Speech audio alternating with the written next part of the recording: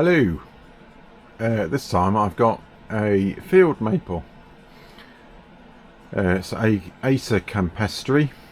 I've had this one for about 10 years and it's been through quite a lot of development. I think this is the front. I think you would agree. Look at those roots. Cracking. They've been developing well. Yeah. Up to the trunk. I'll just do a scale. It's the scale of it. Big fat trunk. You can see large wound which is starting to heal. Just need to take that bit out. And quite a developed branch structure. Sorry about the background. It's just a really busy time of year. Lots going on, lots of tree stuff.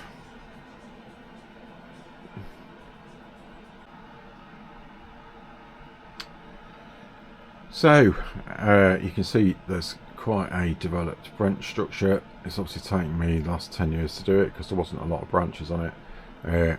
That lump there, which some of you were going, look at that. I like it. It's very reminiscent of strong native trees. It's a tiny bit unusual.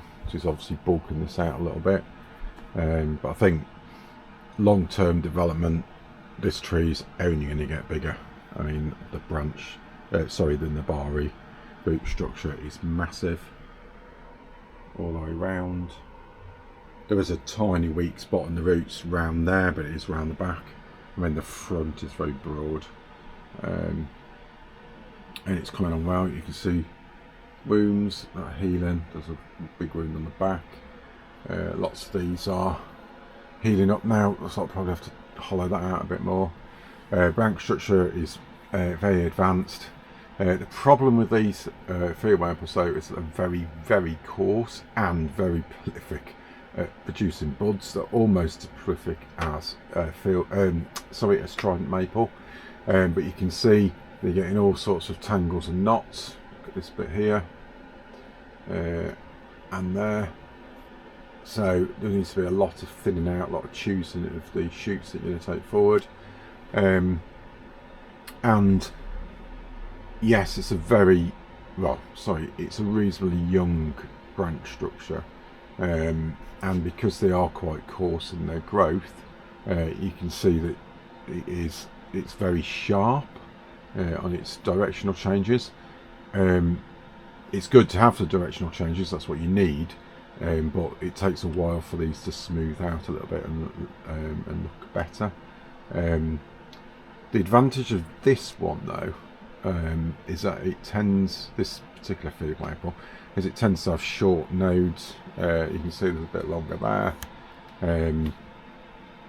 If you don't overfeed it in the beginning of the season, it tends to keep a bit shorter. You can see later on extension growth there, that those nodes, I mean, look at that distance there, that's very long. If you do feed them very well too early, they'll do that all over. But you can see a lot of the places nodes are short. I mean, those are just over a centimetre, a couple of centimetres and things. You can keep the nodes shorter. So I don't mind the long extension when I'm trying to put thickness into a branch. It doesn't really matter because they're sacrificial. But you do have to be careful. What I tend to do as well, you see round the old branch sites and stuff, you do get loads and loads of shoots, so I tend to take them out pretty early. I've already cut out ones here, there's some more there, but I've cut numerous shoots off the base already. Later on they do get fissured bark, you can see it there. So there's a good few years in this tree, even though they do grow very strongly. You can see here, you can see where I've cut off, but you can see, you know, obviously there was this site, that there, that there, that there, that there, that there, that there, that there.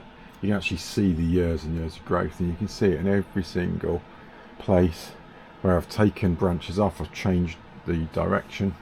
So this one is particularly good, I think, because it is having a nice rounded canopy, so it's not got the typical sort of very strong triangle shape.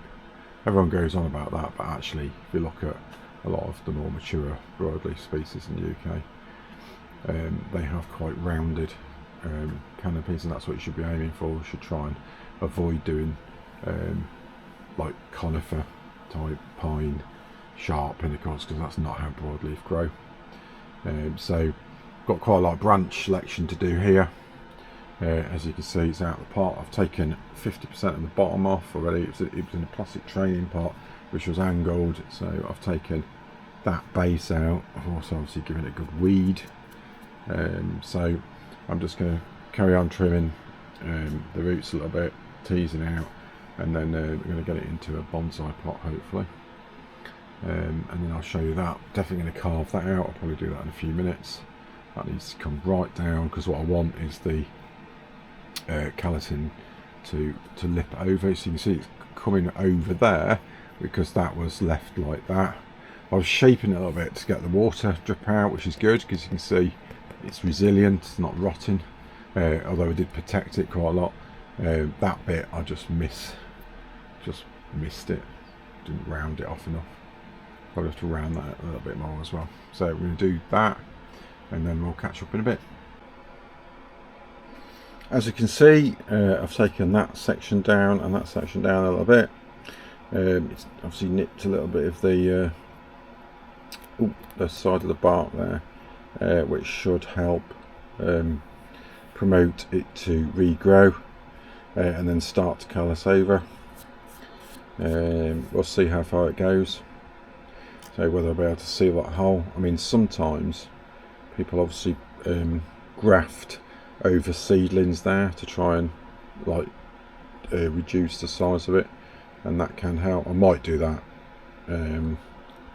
next year if we don't have much luck with it sealing over more, but we'll see. I've also taken that down a little bit more so it's a bit more hollow. Hopefully that will close over. Right, I'm going to continue and then show you later. Hello, back again.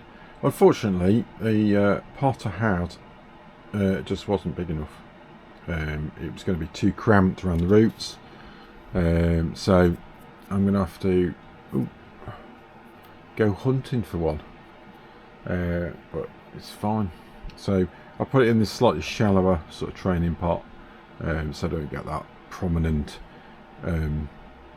sort of bowl shape.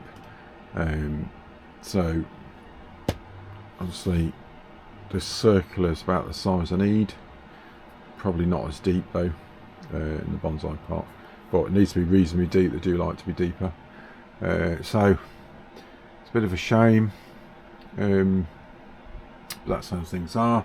You can see I put lots of wound sealing. I have gone over the tree and taken loads out. I've still got some areas just to monitor and take out further. I can see things as I'm sitting here at this angle. So tree is at least got some fresh soil, and I'll go looking for a pot. If it takes a couple of years to find one, it takes a couple of years. It's fine, the tree's not going to go anywhere. It hasn't got its own legs, but hopefully then I'll be able to decide what's going on here, because if this doesn't start sealing up, so I will have to put some seedlings across to graft them in, because I would like that sealed. I've got enough trees with dead wood on, so I'd like this one to seal up. I mean, every other wound is sealed up, that one's even sealing up, and there's one round this back here that's sealing up now. So I know that's a big wound, but these are strong trees, so it should close it at some point. But yeah, that's how the cookie crumbles with these, I'm afraid.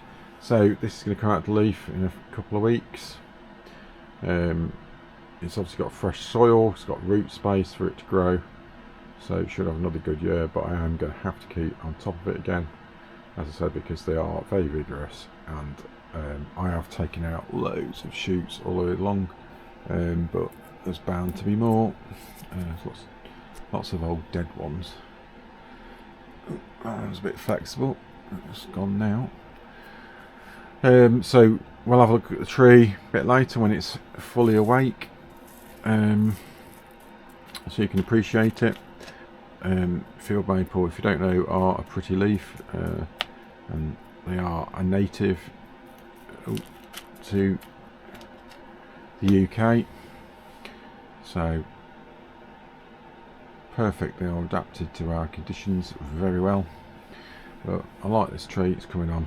I was worried about it a couple of years ago, but I say I did do some radical pruning. There was a branch here, it was just too much. As you can see, I took that one off, and I took one off there. That one there was quite low, but I was trying to do a little bit of an unusual tree, but it just didn't work, so I took it off. And I think that was the right decision. I don't remember it actually being there much, apart from the wound reminds me. So I'll update you in a few weeks. Here we go.